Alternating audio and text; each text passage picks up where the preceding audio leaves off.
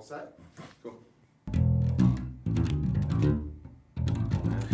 Yeah.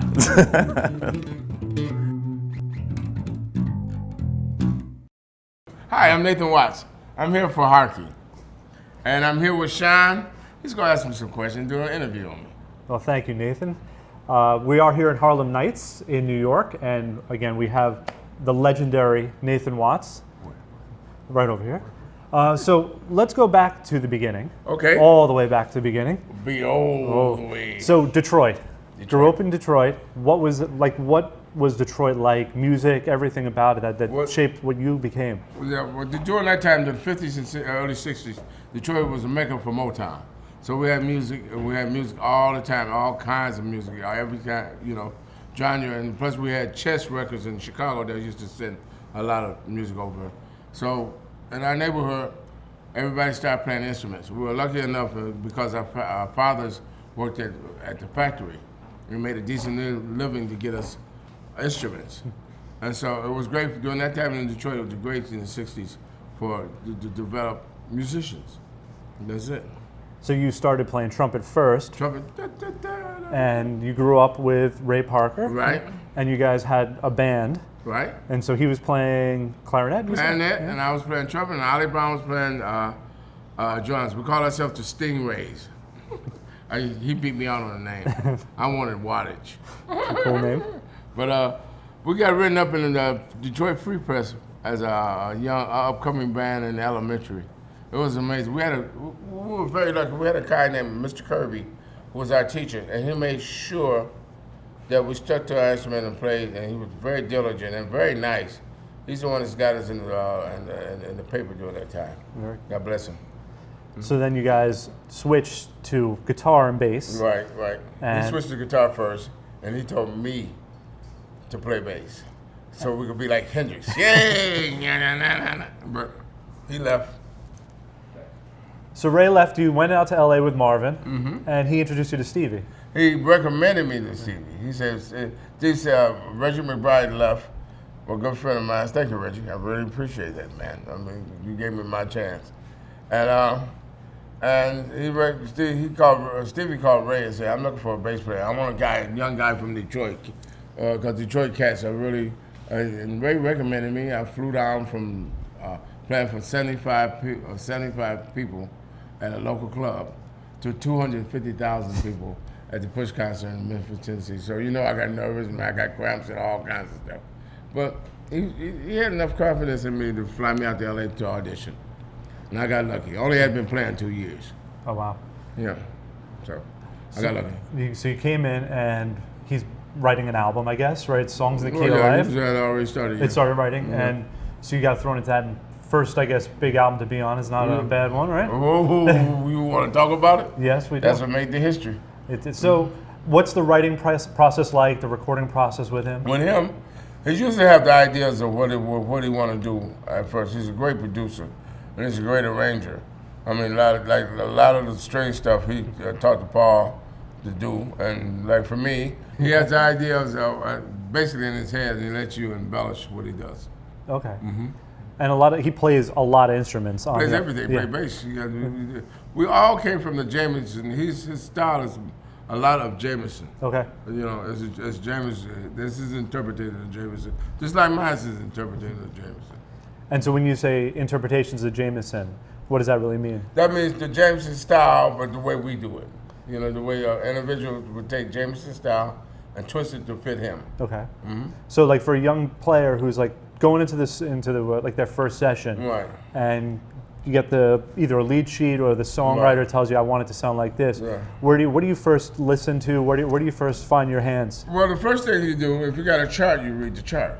Okay. Now, if you want then if he'll tell you, if you play it like he wants it, then maybe the next stage you embellish a little bit more, play a little bit more, and maybe one thing is different, two things are different. Especially with Richard Perry, we did like 17 takes. That was the Pointer Sisters. I'm So Excited and Slow Hand and I'm So Excited, and there was one more. Well, He's So Shy. Okay. He's So Shy. I did all three of those. So it depends on the producer and what he wants. But most of the time, when you're a young player, you're gonna have to learn how to read if you're gonna do sessions. Nowadays, it's a little different. You do stuff at home. People will send the song to you, and you play on the songs at home. But if you're in the studio, you must studio sessions. You gotta know how to read. It'd be good. You always gotta know how to read. It's good to know. How much when you're playing, like, so if you get a sheet, like here's the outline of the song, going through a few takes, when do you start to like feel like you can maybe change the route, change the chord progression around a little bit? And do they always notice, or sometimes you get to sneak some of that in? Sometimes you can sneak it in, but if the producer doesn't like, he'll let you know. Okay. That's what the producer's job is. And if you don't like it, don't play that. Quick, on the quickest. Mm-hmm. So, you played on a lot of albums, a lot of different styles of music, Latin, funk, rock, everything. What are some like memorable like musicians that you walked in, you didn't even think anything about, and next thing you're like mind blown? This is Jeff Porcaro. Oh. I did a session with Jeff back in the '70s when he was young, and I came in and said, "Who is this guy? He's a little white guy. He's gonna play drums. He's gonna play some funk. Oh, he don't know nothing about no funk." Blew my mind. Yeah. Blew my mind. One of the prolific drummers I ever played with. One or two. Gasson was another one. I mean, there's so many people over there, but he's the one that tripped me out because I never, by his demeanor, I never thought it was in him. You know what I mean? You never thought it was in him. You know, and then I found out how bad he was. That's amazing. So I guess also playing with a lot of names. I'm sure there's been a lot of egos coming out of the studio. Well, you know, it was amazing. James Gasson told me, because I was a little wild boy when I first came out. Him and Eddie Bongo Brown sat me down on a session, after a session, outside of Crystal Studios and told me, look, you know, this is the music business now. You got to learn how to control yourself, learn how to act, because I was wild and loud and everything, and conduct yourself in a manner so people will call you back again.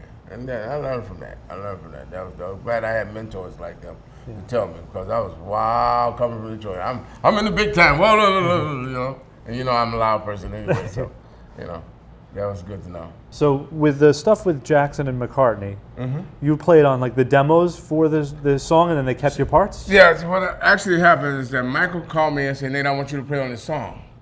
I had no idea it was for Paul McCartney, and I played my bass part. He said, "Oh, that's lovely. That's great. I like that. Keep that. I'm gonna send it to Paul. Probably Paul's gonna mic overdub it, you know, because he's a bass player, so it's up to him." And he sent it to Paul, and Paul said, I love that feel. I love the way it feels. And he kept it. Yeah. I mean, what a chances. Paul McCartney kept my bass part. You know, I was like, oh, duh. Wow. You're one of the most prolific bass players, melodic bass players ever been. Paul McCartney. And you know what? I'll tell you this story too. So we did the Queen's 60th Jubilee anniversary. We played for it. And we played in London, and Buckingham Palace? Buckingham Palace. So we played Buckingham Palace right in front of Buckingham. So during the sound check, I went back, and who was standing there? Paul McCartney. Paul McCartney was standing, and I was like, whoa. I went over to him and said, Paul, can I have a minute of your time? He said, sure.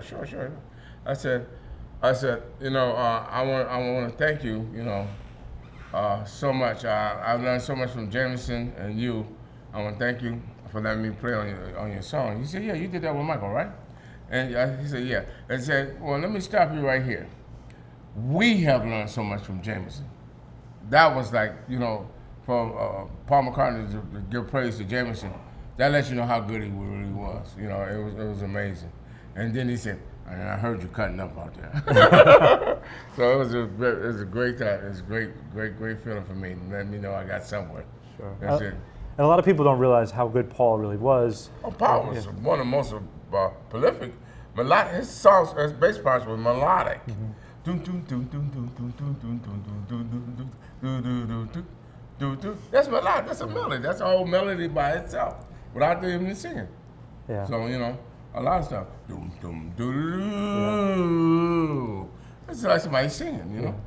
Well, I think a lot of it came. He would lay down his bass tracks, I guess, after all the other musicians perform, so he could find ways to. I never do that. Yeah. I never do that. So sometimes he would lay down maybe a basic line and then go back later. Well, So like when you play with Stevie, sometimes he does a lot of bass lines. right, he does a lot of bass. I give like 1/3, maybe 1/4 of his songs for over the years. I mean, I know I at least got 500 songs in the can.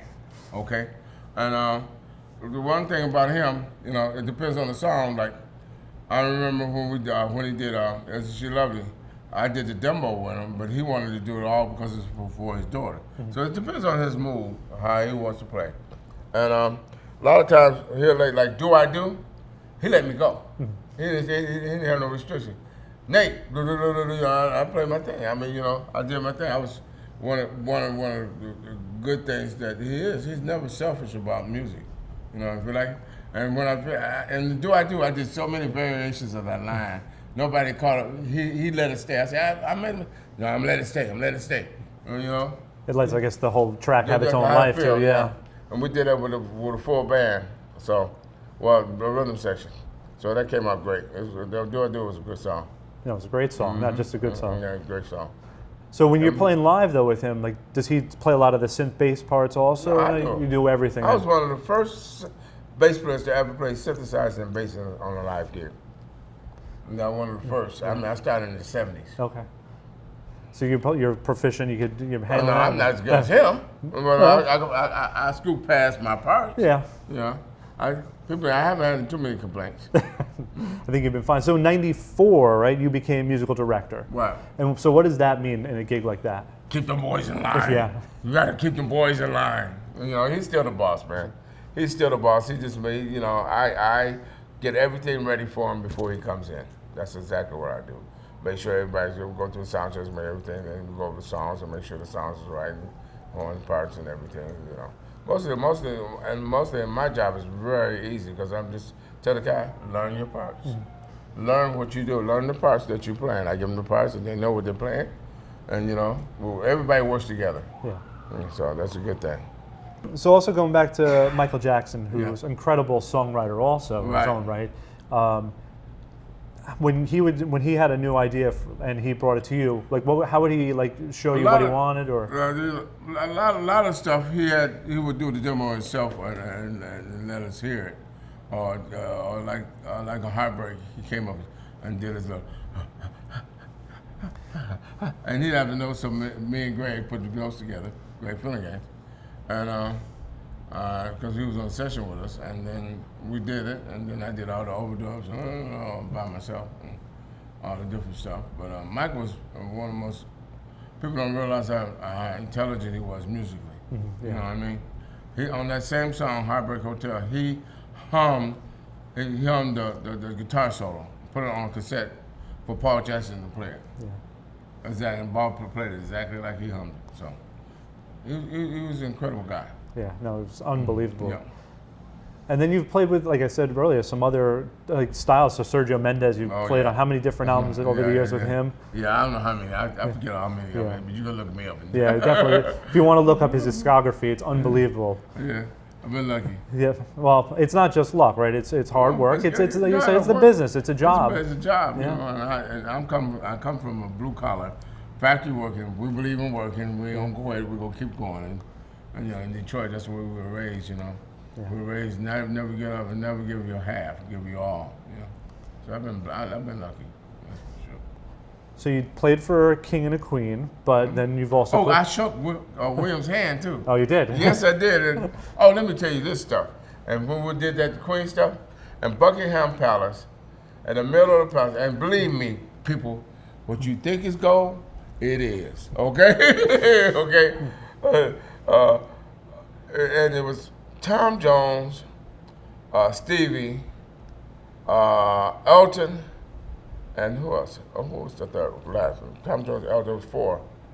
Paul McCartney, in the middle of Buckingham, in the Harlem Buckingham Palace, singing each other's songs. It was incredible. They wouldn't let us tape. We couldn't tape them. Yeah. But it was the most incredible thing I ever seen. It was amazing. It was a time that you never get out of your brain. And I wish I could have snuck a camera down. They took our cameras. We couldn't do that. A lot of security around the Queen. Queen was there, which Oh, was it was Harry. just- oh, okay. Harry was there, and we did another thing with Prince Charles. We did one thing for his a charity over there, and it was great. And that was in Buckingham Palace. Okay.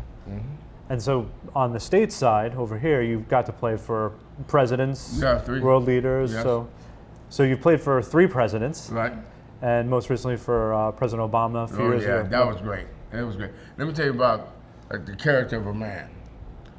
When he first started, we did a benefit when he was still a senator in Illinois, he was starting his campaign, and they did a fundraiser at Oprah's house, right? And everybody was there. Arnold Schwarzenegger, everybody was there. Okay, so we did our little thing, and President Obama was standing out. Who wasn't president? He was senator. He was standing out there, and when we got through, he came to the back and thanked me and the band. We never, that don't usually happen with nobody. Usually it's thank Stevie, but he came all the way to the back and thanked us. Yeah. And so that shows you his character was incredible. So then now you're, I guess, an elder statesman when it comes to music, if you will. Oh, the statesman. Yeah. Hey, don't be calling me old. No, Well, it's good. and so- I've been around for a while. Yeah. So now you finally decide, I guess you're going to put out an album? Yeah, well, all the cats, Marcus, Victor, all my bass friends said, you haven't did an album. Byron Miller, everybody said, you ain't did an album. Byron been doing albums for years, okay, and I never did one. And I said, I decided I'll do one. I'm calling it Music Multiplex.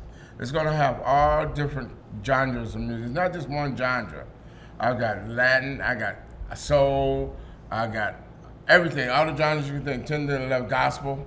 And I wanted to do that to show the versatility of music, you know what I mean? And me, because I've been lucky enough to play Latin. I forgot Latin.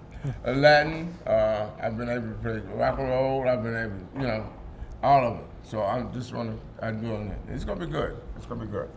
So this is all your own material? Yeah. All your friends coming together? Yeah. It's all our friends. Calling all your friends. And so we, maybe this summer, right, in I'm 2018? trying to get the first single out by August. Okay. That's for sure. So everyone stay tuned for that, and that's going to Yeah. Oh. be yeah. Play by my album. Yeah. No, I'm joking. Buy, download, anyway, right? Right. And you guys are gonna be giving them away free. Yeah, we'll give a couple away to some guys on our channels. So if I threw a question out that someone else had asked you once, do you know all the #1 hits you've played on? No, still don't. No. And there's no way you play on it. You do. I know it's over. I know it's maybe 10 or more. Matter of fact, somebody told me one time that I'm the most listened to bass player, live bass player. Present bass player, most listened to next to Paul McCartney. And that was a hell of a thing to know. But I never gloated, and it's not me. I do it and I do what I do, and I thank God for the gift, and that's it. I hardly ever listen to myself. That's how come Will you let us do all that? no, not just you. It's like every song has a heart and has a heartbeat. And once you do it, at least for me, I know that as long as the heartbeat is there, I'm satisfied. Okay. So you started playing bass when you were 18, listening to records, picking up bass lines. In the basement. In the basement. And when you probably went and recorded them, was it like live to 2 or a live to 2 track? You guys multi-tracking back then? No. But they had multi-track one in 72. Were you having that experience at that point? Yeah. The first record I played was with Final Decision. That was a multi-track. Okay. Yeah, that was a multi-track. They had 16 tracks and 16 tracks. I think it was 16 tracks. And so now you can pretty much make an album on your phone. You can make it on your phone.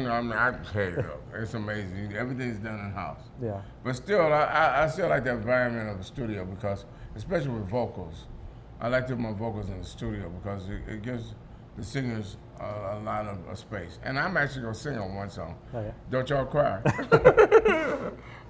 So you're producing the whole album also? Yes, yeah. So you going into the studio for your tracks, or I don't know if you called on, and you're saying you like that environment. You're sitting with, you like to be next to the drummer? Where do you like to be when it's... Most of the stuff, when I cut my tracks, me and a drummer and a keyboard player usually do it.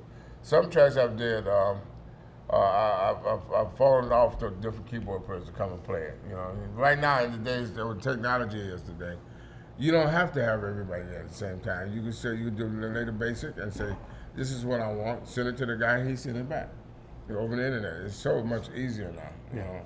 But it still don't have the feel of a live recordings. I mean, I'm sorry, but the vibe of playing off each other in a live session and a rhythm session thing is the most amazing thing in the world. But you know, now it's about convenience and technology.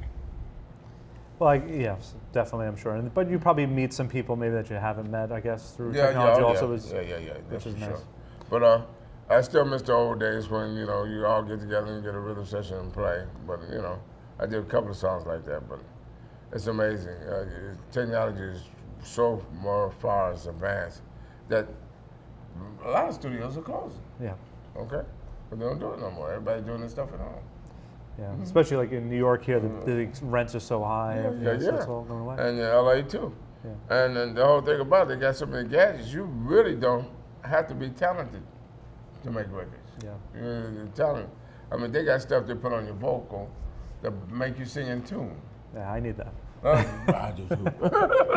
I do too. Yeah.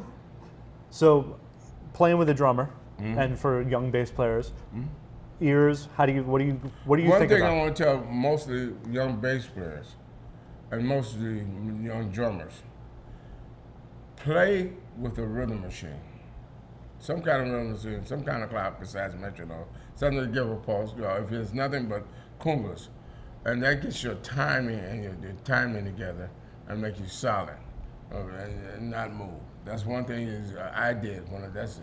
That's how I learned how to keep time directly on it. You know, like with Steve, his profession is about time. So, you know, I learned, luckily he was one of the first people to have a rhythm machine. And I took the rhythm machine, and, you know, it was rolling, and I played with it all the time until my timing got great, you know, and didn't move that much. So I recommend that to anybody who's playing bass and drums. Yeah, it's very important, especially for bass player and drummers. If they Well, are exactly. if they're not locked in, That's the gone. yeah. Yes, exactly. We don't like to say it, but the train wrecks could happen. Yeah. And you cannot build a house without a foundation. You got to have bass and drums to build a house. You got to have a foundation. Yeah. Yeah, the foundation's got to be solid. So then, looking back, if you could meet 18-year-old Nate, what would you say to him? Right, looking back now? Yeah. Boy, you got a future ahead of you. No, I would say, you know, like I said, I prayed a lot. You know, when I did my first audition and came out there, I prayed a lot. I said I was not going back. I was not going back a failure. If I failed, I wasn't going back to Detroit. And I think that one of the most important things for young players now is determination and having the will to win. Don't give up on yourself. Don't give up on nothing. Make sure you have the attitude to make it happen. So Nate, I really appreciate you coming down, spending some time in New York with us, Thank you, and man. really Thank getting, you very I much. got a lot out of hearing this. I'm sure everybody else out there did too. Thank you. And we really appreciate Harlem Nights for allowing us to record here. If you're ever uptown, check it out. And stay tuned next time for another Kickback, and we'll see who we have in store.